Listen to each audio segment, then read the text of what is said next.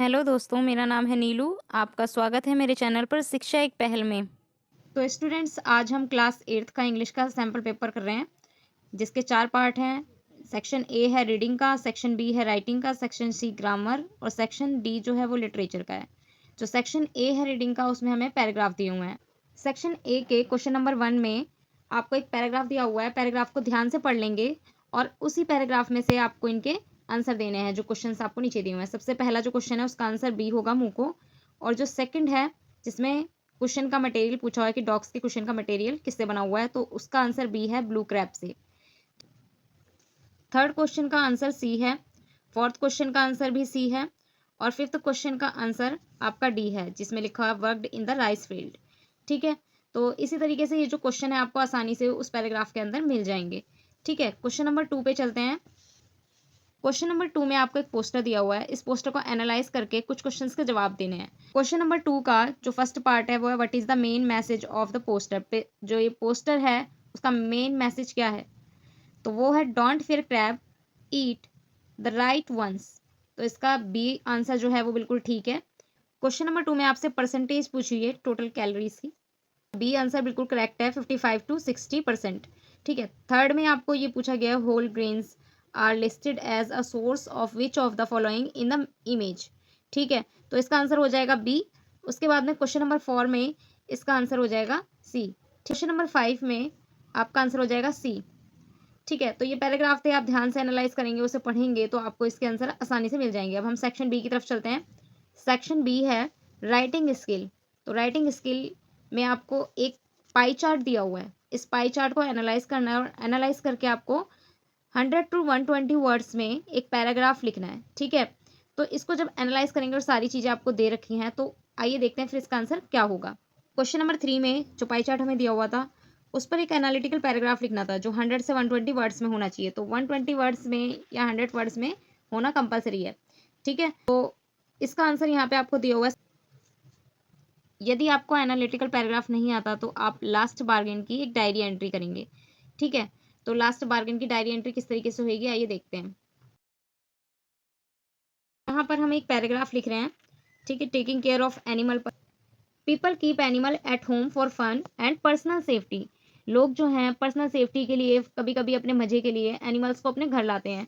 They are called pet animal. उन्हें pet animal कहा जाता है। Many peoples keep dogs for guarding their homes. कई लोग उसे गार्डिंग करने के लिए लेकर आते हैं कि वो हमारे घर की देखभाल रखेगा। ठीक है, animal helps a lot, so it is our duty to take care of them.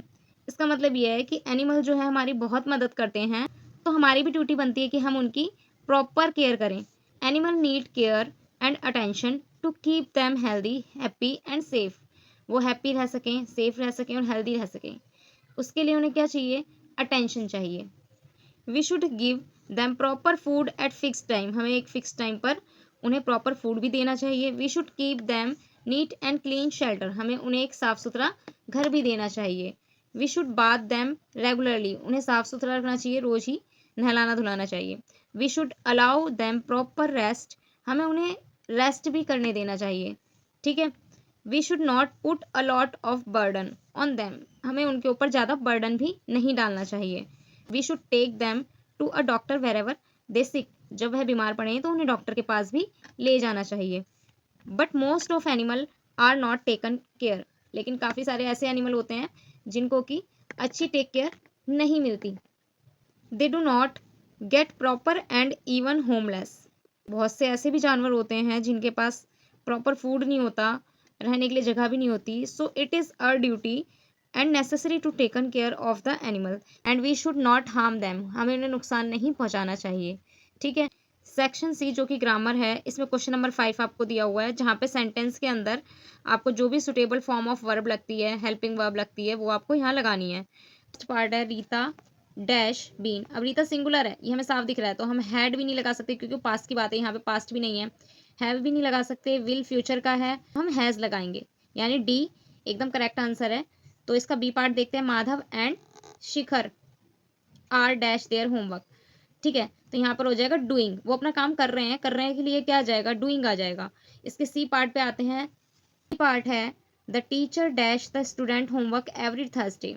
ठीक है, अब स्टूडेंट का होमवर्क टीचर चेक कर रही है हर थर्सडे को, तो उसके लिए चेक्स आ जाएगा क्योंकि ये प्रेजेंट की बात है इसलिए। तो डी पे चलते हैं। Nidhi dash finish her assignment by today. ठीक है, निधि जो है अपना असाइनमेंट आज तक में पूरा कर लेगी। उसके लिए हम लगाएंगे विल, क्योंकि हम बात तो आज ही की कर रहे हैं लेकिन एक तरीके से वो काम अभी हुआ नहीं है। ठीक है, तो ई पर आ जाएंगे। अब ई पार्ट है इसका, I dash for a movie last week. अब जैसे कि आपको लास्ट वीक से ये पता चल रहा है कि पिछले हफ्ते की बात चल रही है, तो यहाँ पे गो नहीं हो सकता, गॉन भी नहीं हो सकता, विल गो भी नहीं हो सकता, यहाँ हो जाएगा वेंट, जो कि पास की बात है। ठीक है, क्वेश्चन नंबर 6 में हमें सुटेबल प्रेपोजिशंस लगानी है। ठीक है, प्रेपोजिशन देखते हैं। पार्ट ए है Swati arrived dash the airport at 2 PM। ठीक है, यहाँ पे अब वो एयरपोर्ट पर है, तो एयरपोर्ट के लिए हम क्या लगा देंगे, बी पार्ट इसका एट लगा देंगे। बी है इसका Ramesh walked dash the park on his way to office.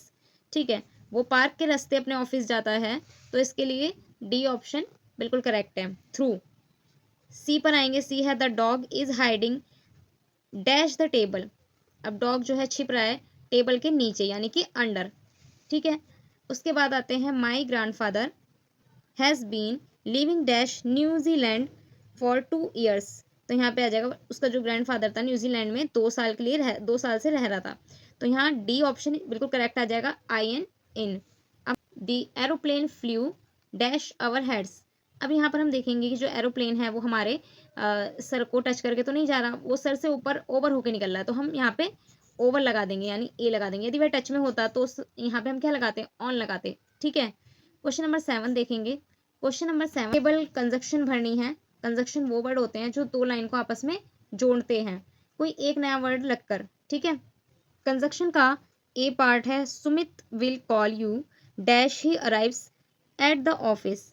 तो इसमें आ जाएगा व्हेन, इसका डी एकदम करेक्ट है। बी जो है we need to hurry up dash we will miss the train, इसमें आ जाएगा और।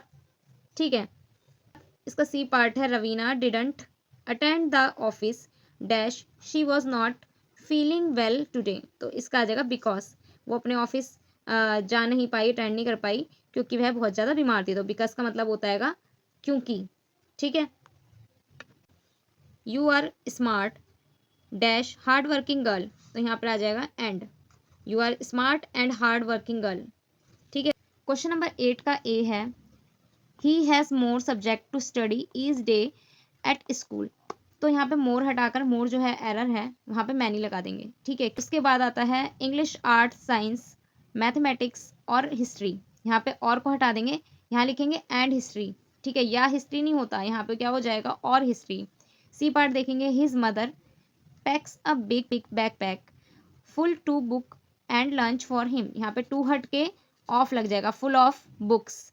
के बाद में डी पार्ट है her first class is English and he likes that teacher very much. यहाँ पर ही हट जाएगा और क्या लग जाएगा, शी लग जाएगा। सेक्शन डी देखेंगे लिटरेचर का, जिसके अंदर हमें पोएम्स दे रखी होंगी और पोएम के अकॉर्डिंग हमें क्वेश्चन के आंसर देने होंगे। क्वेश्चन नंबर 9 में जो पोएम दे रखी है वो ज्योग्राफी लेसन से है, जिसमें ए का जो आंसर है वो हो जाएगा सेकंड, बी का आंसर हो जाएगा फॉल्स, सी का आंसर है सेकंड।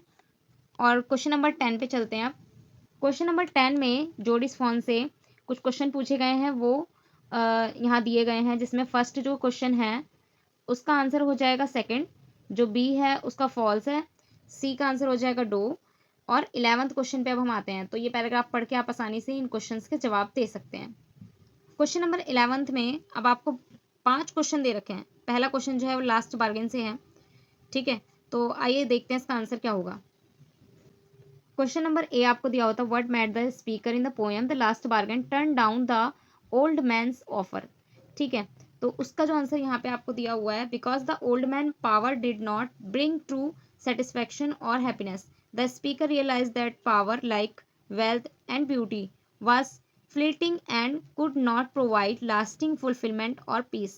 क्वेश्चन नंबर 2 आपको दिया हुआ है यहाँ पे do you think it is right to kill an animal to save a human life. आपको क्या लगता है कि ह्यूमन लाइफ बचाने के लिए एक एनिमल को मारना सही है। Explain with reference to the Jody's fawn, give reason for your answer. अब आप जो भी आंसर दोगे उसे आप एक्सप्लेन करके दोगे और आप जोडीज फोन से एक रेफरेंस ले सकते हो। ठीक है, और उसका रीज़न भी देना है आपको। तो बी क्वेश्चन का आंसर आपको यहाँ पे दिया हुआ है, तो ये क्वेश्चन बी का आंसर है। क्वेश्चन नंबर सी में आपको ज्योग्राफी लेसन से एक रेफरेंस लेते हुए उस ज्योग्राफी लेसन की जो एक समरी है उस टाइप से लिख देना है, ठीक है। तो देखते हैं इसका आंसर क्या होता है। ये क्वेश्चन सी का आंसर है। क्वेश्चन में जो राइटर है जुल्फिकार घोष, उसने यहाँ पे अपना पर्सपेक्टिव लिखा है, तो देख लेंगे इसे और पढ़ लेंगे अच्छी तरीके से। दिस इज जोडिस फॉन से ही दिया गया है, ठीक है। तो इस क्वेश्चन का आंसर देखते हैं क्या है। तो एक क्वेश्चन डी का आंसर है। क्वेश्चन नंबर ई पे चलते हैं। क्वेश्चन ई में हमें द लास्ट बार्गेन से दिया हुआ है ये क्वेश्चन, और analyse the role of the child in the poem.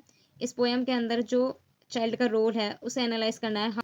ये क्वेश्चन ई का आंसर है। जैसे कि आपने पोएम पढ़ी होगी तो आपको पता ही होगा इसके अंदर क्या है कि, तो स्टूडेंट्स यहीं पर हमारा सैम्पल पेपर खत्म होता है। तो अगर आपको हमारी वीडियो पसंद आई तो वीडियो को लाइक करें, चैनल को सब्सक्राइब करें और शेयर जरूर करें ताकि और स्टूडेंट्स की भी हेल्प हो सके।